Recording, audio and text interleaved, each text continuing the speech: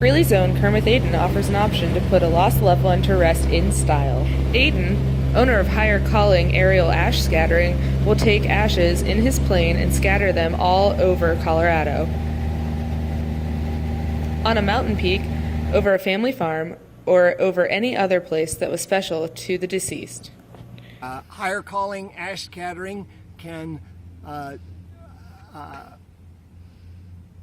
scatter cremated ashes less expensively than a traditional funeral and it's more pleasing to look at the sky and say, yeah, I remember Uncle John.